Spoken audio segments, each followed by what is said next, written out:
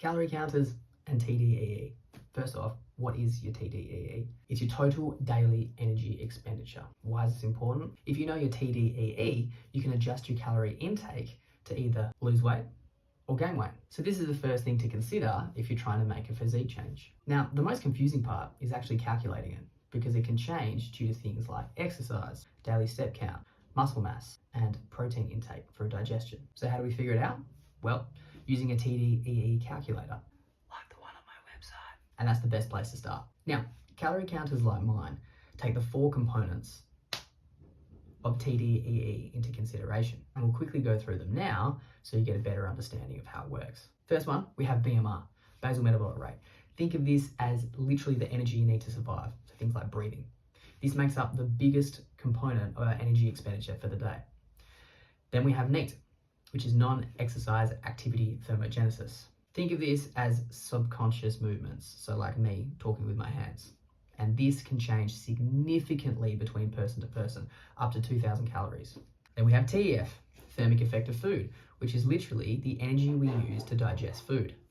And lastly, our EAT, our exercise activity thermogenesis. So anything we do exercise-wise. Now, the calorie counter takes all of these components into consideration with a series of questions and gives you an estimate of what your total daily energy expenditure would be. As I said, this is just an estimate, but it's an awesome way to start. It gives you a much clearer picture to figure out what calories you need for your specific goal. Here are some tips to try and increase your TDEE using those components we spoke about before. So, our BMR. This is a bit of a tricky one. This is where the benefits of resistance training comes into play. If you have more muscle mass, that is very costly for the body to keep. So naturally, your BMR is going to be higher.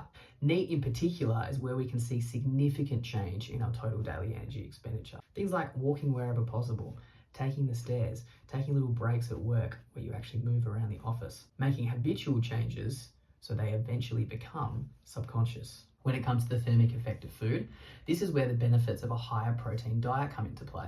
Protein's much more energy costly to digest than carbs and fats. It's highly satiating, which means you're fuller for longer, and it also helps us to maintain lean body and muscle mass. And lastly, exercise. We all know how important exercise is, but in the scheme of things, it's one of the lowest contributors to our daily energy expenditure. So does this mean we shouldn't exercise?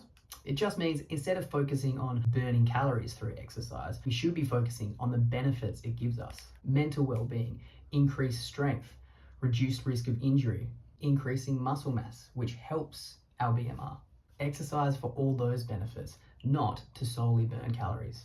All right, hopefully that gives you a much better understanding of TDEE and how it works and how calorie counters work as well. If you did find it helpful, please like it, share it with a friend, use the calorie counter on my website, and use it as a starting point for whatever physique transformation you're trying to achieve.